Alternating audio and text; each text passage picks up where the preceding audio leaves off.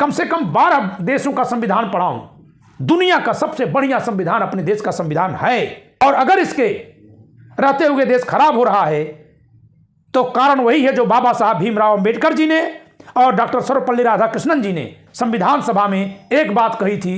दोनों लोगों ने एक ही बात कही थी कि दुनिया का सबसे अच्छा संविधान लिखा जा चुका है, लेकिन यह तभी संभव है जब संविधान रखवाली की जिम्मेदारी अच्छे लोगों के हाथों में रहेगी। अगर जनता ही खराब लोगों को नेता बना देगी तो फिर यही संविधान उनके गले की फांस बनेगा, क्योंकि फिर इसका दोहन, इसका दुरुपयोग कर लेना उनके हाथ में होगा। तो भारत की जनता अपने नेताओं से सवाल करे, चाहे जीतन राम मांझी हों, चाहे उपेंद्र कुशवाहा हों, चाहे चिराग पासवान हों, चाहे नीतीश कुमार हों, चाहे संजय निषाद हों, चाहे अनुप्रिया पटेल हों, चाहे ओम प्रकाश राजभर हों, तमाम ऐसे नेता जो समाज में आकर सामाजिक न्याय की बात करते हैं, संविधान की बात करते हैं, उनसे पूछिए हेमंत सोरेन की गिरफ्तारी पर क्या आपका उत्तर है? केवल कुर्सी पाने के लिए जनता की वोट की सौदेबाजी आप करेंगे? ये नहीं होने दिया जाएगा। जनता वोट देगी सवालों के साथ, जनता कुर्सी देगी जिम्मेदारी के साथ, जनता ताज पहनाएगी, लेकिन जिम्मेदारी का आभास हमेशा आपके दिमाग को होता रहे, इसकी याद दिलाने के साथ साथ। जय संविधान।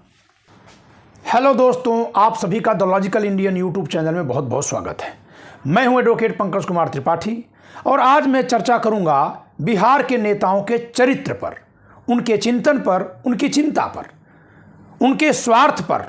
वो संविधान को पूरा करना चाहते हैं, संविधान को मजबूत करना चाहते हैं, अपनी जनता को हक दिलाना चाहते हैं, या स्वयं को आगे बढ़ाने के लिए जनता के नाम का इस्तेमाल भर कर रहे हैं। संविधान के साथ तो कुछ नेता दूर दूर तक दिखाई नहीं देते। दोस्तों, आप सब जानते हैं कि जब से मोदी सरकार आई है तब से संवैधानिक मूल्यों के कमजोर करने का, लोकतांत्रिक प्रक्रिया न अपनाने का, संवैधानिक आज़ादी को खतरे में डालने का, पुलिसिया तंत्र स्थापित करने का, संस्थाओं के घोर दुरुपयोग का आरोप मोदी सरकार पर लग रहा है। चाहे वो किसान आंदोलन हो, चाहे वह बेरोजगारों का कोई आंदोलन हो, चाहे वैकेंसी जाने के बाद, फॉर्म भरने के बाद परीक्षा खत्म कर देना हो, चाहे वह बिना सेना को और बिना जनता को, बिना कोर्ट को सुने सेना में अग्निवीरों की भर्ती का निर्णय ले लेना हो, चाहे 3 क्रिमिनल कानून पुराने के नाम पर हटा देना हो, जबकि भले उसमें से सीआरपीसी 1973 में बना है और उसको हटाने का कोई वाजिब कारण नहीं है, चाहे संसद से एक दिन में 146 और अगले दिन में 50 सांसदों को निलंबित करके औने पौने कानून पारित करवा लेने का मामला हो। यानी इस समय जो सबसे बड़ा मुद्दा है वो है संविधान के प्रति खतरे से निपटने का। दूसरी तरफ मुद्दा है सामाजिक न्याय का। लेकिन बिहार के नेता कहां खड़े हैं? दोस्तों, मैं इस क्रम में सबसे पहले बात करूंगा जीतन राम मांझी पर। ये पूर्व मुख्यमंत्री हैं बिहार के, जिनको 2014 के लोकसभा चुनाव में पराजय होने पर नीतीश कुमार ने नैतिकता का नाम लेकर के इस्तीफा देकर के मुख्यमंत्री बनाया था, और मुख्यमंत्री बनने के बाद ये बीजेपी की तरफ मिलने लगे थे, जिससे नीतीश कुमार इनके खिलाफ एक्शन लिए और इनको हटाकर स्वयं मुख्यमंत्री बने थे आरजेडी के सहयोग से।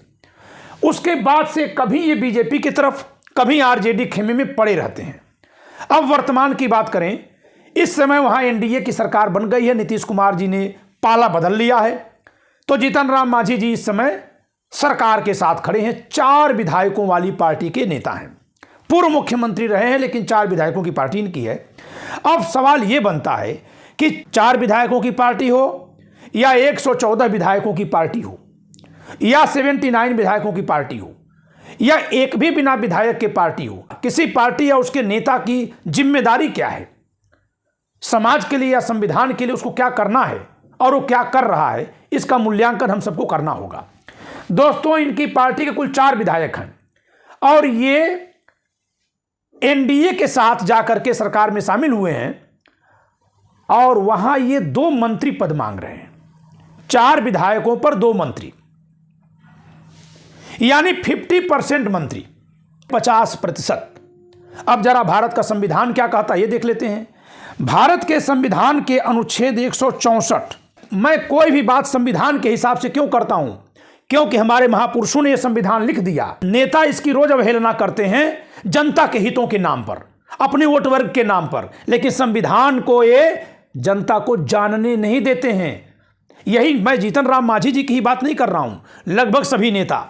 इसलिए मैं चाहता हूँ कि कम से कम कोई तो एक हो जो संविधान के हिसाब से इनके आचरण पर टीका टिप्पणी और विश्लेषण करे। देखिए दोस्तों, ये है अनुच्छेद 164, मंत्रियों के बारे में अनुबंध।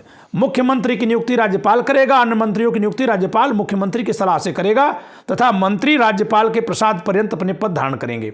ये सब आपने पढ़ लिया। यहीं पर लगे हाथ भी पढ़ा दें कि छत्तीसगढ़, झारखंड, मध्य प्रदेश और उड़ीसा राज्यों में कम से कम एक आदिवासी समाज का मंत्री होगा। अब हमारा देश इससे बहुत आगे निकल गया। अब एक नहीं, कई ऐसे मंत्री हो रहे हैं, एक मंत्री होगा। आगे देखिए दोस्तों, खंड 1 क में क्या लिखा है।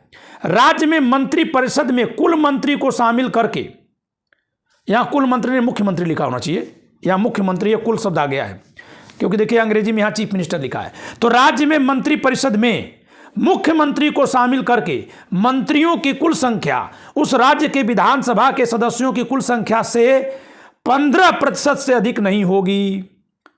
15% से अधिक नहीं होगी। और जहां बहुत छोटे राज्य हैं जैसे सिक्किम वगैरह, वहां 12 से कम नहीं होंगे, दिल्ली 12 से कम नहीं होंगे। तो न्यूनतम 12, अधिकतम 15% से ज्यादा नहीं। 15% किसके? विधानसभा की जो कुल संख्या है। बिहार विधानसभा की कुल संख्या कितनी है दोस्तों? बिहार विधानसभा की कुल संख्या 243 है। चलिए हम इसके हिसाब से बताते हैं कि वहां अधिकतम कितने मंत्री हो सकते हैं। तो 243 के 15% कितना होगा? बटे 100, ये हो गया प्रतिशत। 2.43 कर दिया आपने। अब इसको 15 तिया 45 को 5 हाथ में लगा 4, 15 चौक को 60 और 4 64 को 4, 15 दूना 30 और 6 36, 36.45, यानी कुल 36 मंत्री बन सकते हैं। मुख्यमंत्री को लेकर के बिहार में कुल 36 मंत्री, यानी एक मुख्यमंत्री और 35 अन्य मंत्री बन सकते हैं। अब ये 36 मंत्री कुल कितने विधायकों में से बनने हैं? क्योंकि विपक्ष के लोग तो मंत्री बनते नहीं हैं। तो कितने विधायकों का समर्थन है? 128 विधायकों का समर्थन है नीतीश कुमार को। 128 विधायक में 36 मंत्री बनाने हैं। मुख्यमंत्री को हटाने के बाद 35 मंत्री बनने हैं। 35 मंत्री बनेंगे 128 विधायकों में से। सोचिए, 128 विधायक में से 35 मंत्री, हर 3 विधायक पर 1 मंत्री, 4 ही विधायक आपके पास हैं और आप 2 मंत्रालय मांग रहे हैं। तो मेरा सवाल यह है, आप 2 मंत्री पद मांगिए, आप मुख्यमंत्री पद मांगिए। इस देश में मधु कोड़ा निर्दलीय होकर मुख्यमंत्री बने हैं। इस देश में कुछ सांसदों के साथ चौधरी चरण सिंह जी प्रधानमंत्री बने थे, चंद्रशेखर जी प्रधानमंत्री बने थे कुछ सांसदों के साथ। बात इसकी नहीं है कि आप अपने राजनीतिक समीकरण के हिसाब से कहां कितना मांग कर ले रहे हैं, क्योंकि राजनीति में इस तरह की अंकगणित नहीं चलती है। लेकिन बात यह है कि आपकी राजनीति क्या केवल अपने लिए मंत्री पद मांगने की है, या संविधान और सामाजिक न्याय के साथ भी कहीं आप हैं? बिहार के नेताओं में से दोस्तों रामविलास पासवान जी का पूरा आंदोलन किस पर शुरू हुआ था? ब्राह्मणवाद के विरोध में हुआ था। और जब से वो राजनीति में सफल हुए थे, अगर वो किसी का बिल्कुल साथ नहीं दिए थे तो बिहार में लालू प्रसाद यादव और नीतीश कुमार दोनों में से किसी की सरकार में नहीं शामिल हुए थे। वो एक बार तो विधानसभा चुनी गई, भंग करनी पड़ी क्योंकि सरकार ही नहीं बन पाई। चाबी रामविलास पासवान जी के हाथ में थी। ध्यान से सोचिए, ये नेता किसके हैं? और वो बीजेपी और कांग्रेस दोनों में से जिस किसी की भी केंद्र में सरकार हो, चाहे अटल बिहारी वाजपेयी हो या मनमोहन सिंह हो या नरेंद्र मोदी हो, हमेशा वो सत्ता में बैठे रहे। तो राजनीति किसकी कर रहे थे? सामाजिक न्याय की, संविधान की? जी नहीं।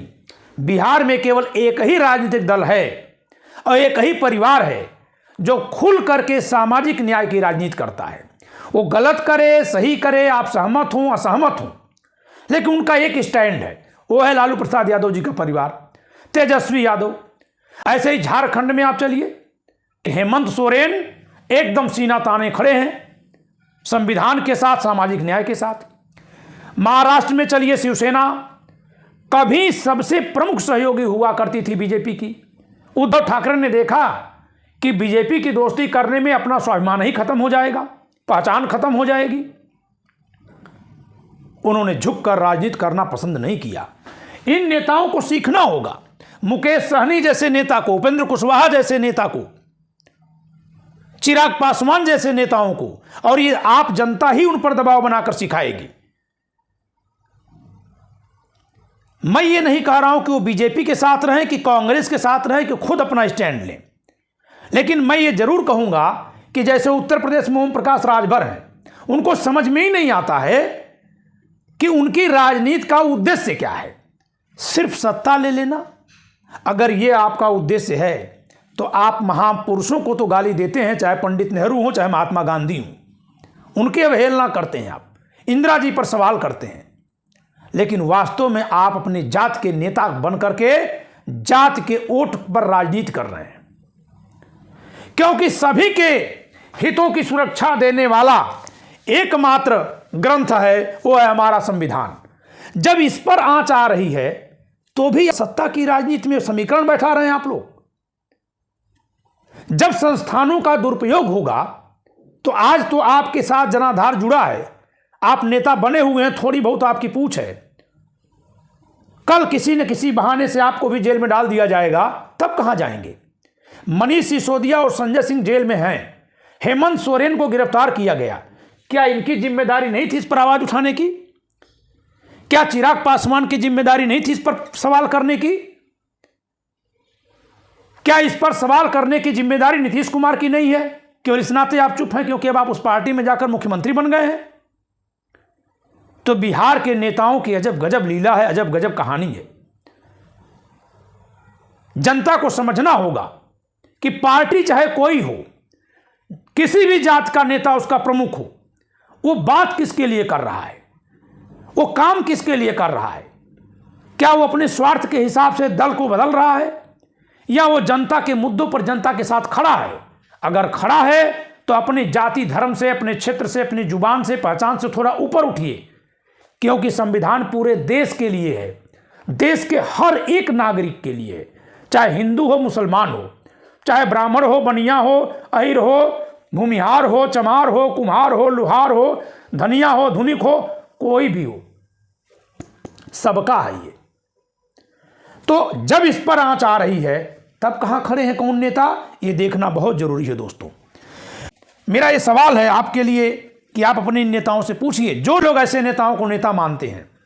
मैं ये नहीं कह रहा कि इन नेताओं को हटा दीजिए, नहीं, इन पर दबाव डालिए, क्योंकि नेता कोई भी आएगा समाज से, जब तक जनता का दबाव उस पर नहीं बना रहेगा वो फिर गलत हो जाएगा। आपको मैं संविधान का विद्यार्थी होने के नाते, संविधान की पुस्तकों का लेखक होने के नाते सिर्फ याद दिला रहा हूं कि आप अपने इन्हीं नेताओं पर संविधान की रखवाली का दबाव बनाइए। नेता बदलने की जरूरत नहीं है, वोट दीजिए, सवाल करते हुए दीजिए। इससे क्या होगा कि फिर ये नेता अपने मतदाताओं से डरेंगे। हम चाहे किसी के भी बंधक हों, किसी के भी, चाहे धर्म के नाम पर, जात के नाम पर, क्षेत्र के नाम पर, भाषा के नाम पर, अगर हम किसी के बंधक होंगे, यानी किसी को मानसिक तौर से अपना भगवान मान लेंगे, तो वो हमें धोखा दे देगा। ये राजनीतिक पाखंड है। बिहार की जनता को इससे दूर रहना चाहिए। समझना चाहिए कि जिस तरह से बंदरबाट वहां सत्ता का हो रहा है, नीतीश कुमार कौन से संविधान की शपथ लेते हैं जो रोज शपथ लेते हैं? यही हाल उत्तर प्रदेश में हो रहा है, खासकर पूर्वी उत्तर प्रदेश में। संजय निषाद जी निषादों की पार्टी बना लिए, तो ओम प्रकाश राजभर जी राजभरों की पार्टी बना लिए, तो अनुप्रिया पटेल पटेलों की पार्टी बना ली। मैं ये नहीं कह रहा हूं कि इन लोगों की पार्टियां अपनी अपनी जातियों की हैं, लेकिन इनके सारे आयोजन प्रयोजन, इनके समारोह में आने वाले लोग तो उसी जात के होते हैं, उसी के नाम पर ये वोट बैंक की राजनीति करते हैं। आप राजनीति करिए, अपने समाज में जागृति फैलाइए। आपकी इस राजनीति से आपका समाज जागरूक हो रहा है, यहां तक ठीक है, लेकिन उस जागरूकता में स्वयं को मसीहा बना करके उनका सौदा कर लीजिए, ये गलत है। तो उनको तो मैं नहीं कुछ कह सकता, नेताओं को मैं नहीं कह सकता। मैं आप सब जनता जनार्दन से संविधान के विद्यार्थी होने के नाते निवेदन करता हूं कि आप अपने हित के लिए, संविधान के हित के लिए, महापुरुषों की मर्यादा के लिए सवाल अपने उस नेता से करिए जिसके साथ आप खड़े होते हैं, जिसको वोट देते हैं, और पूछिए कि चिराग पासवान आप कहां खड़े हैं, किस मुद्दे पर आप किधर खड़े हैं। उनसे पूछिए हेमंत सोरेन की गिरफ्तारी जो हुई है उस पर उनका क्या बयान है। जीतन राम मांझी जी से पूछिए कि हेमंत सोरेन की जो गिरफ्तारी हुई है, संजय सिंह जो इतने दिन से गिरफ्तार हैं, मनीष सिसोदिया जो इतने दिन से जेल में हैं, इन पर इनका क्या ख्याल है। इनसे पूछिए कि लालू प्रसाद यादव जी से जो इतनी लंबी लंबी पूछताछ हो रही है उस पर इनका क्या रोल है, क्या कहना चाहते हैं, ये पूछिए इनसे। जब तक जनता अपने लिए सवाल करना नहीं सीखेगी, इन नेताओं ने देश को बंधक बना दिया है। दोस्तों, क्या आप जानते हैं दल बदल का कानून जब पारित हुआ है, यही सारे नेता रहे होंगे ना, इन लोगों ने मुहर लगाई है। व्हिप जारी कर देते हैं, हमारे आपके विधायक बोल नहीं पाते हैं, बोलेंगे तो उनको बर्खास्त कर दिया जाएगा। संविधान निर्माताओं ने इतना बढ़िया संविधान लिखा है, मैं कम से कम 12 देशों का संविधान पढ़ा हूं। दुनिया का सबसे बढ़िया संविधान अपने देश का संविधान है, और अगर इसके रहते हुए देश खराब हो रहा है तो कारण वही है जो बाबा साहब भीमराव अंबेडकर जी ने और डॉक्टर सर्वपल्ली राधाकृष्णन जी ने संविधान सभा में एक बात कही थी। दोनों लोगों ने एक ही बात कही थी कि दुनिया का सबसे अच्छा संविधान लिखा जा चुका है, इससे भारत बहुत आगे चला जाएगा, यहां सारी तरह की विषमता समाप्त होगी, लोग बराबरी के स्तर पर आ जाएंगे। और ऐसा बहुत हद तक हुआ है। लेकिन उन्होंने आगे जो कहा उसका अंदेशा है कि लेकिन यह तभी संभव है जब संविधान रखवाली की जिम्मेदारी अच्छे लोगों के हाथों में रहेगी। अगर जनता ही खराब लोगों को नेता बना देगी तो फिर यही संविधान उनके गले की फांस बनेगा, क्योंकि फिर इसका दोहन, इसका दुरुपयोग कर लेना उनके हाथ में होगा। वही हो रहा है। आप बताइए, भारत की जनता को कहां खड़े होना चाहिए?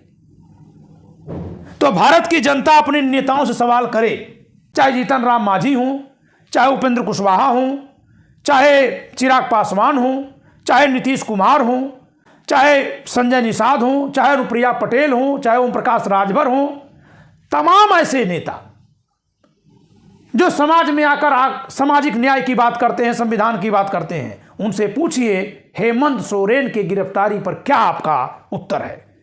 केवल कुर्सी पाने के लिए जनता की वोट की सौदेबाजी आप करेंगे? ये नहीं होने दिया जाएगा। जनता वोट देगी सवालों के साथ, जनता कुर्सी देगी जिम्मेदारी के साथ, जनता ताज पहनाएगी, लेकिन जिम्मेदारी का आभास हमेशा आपके दिमाग को होता रहे, इसकी याद दिलाने के साथ साथ। जय संविधान।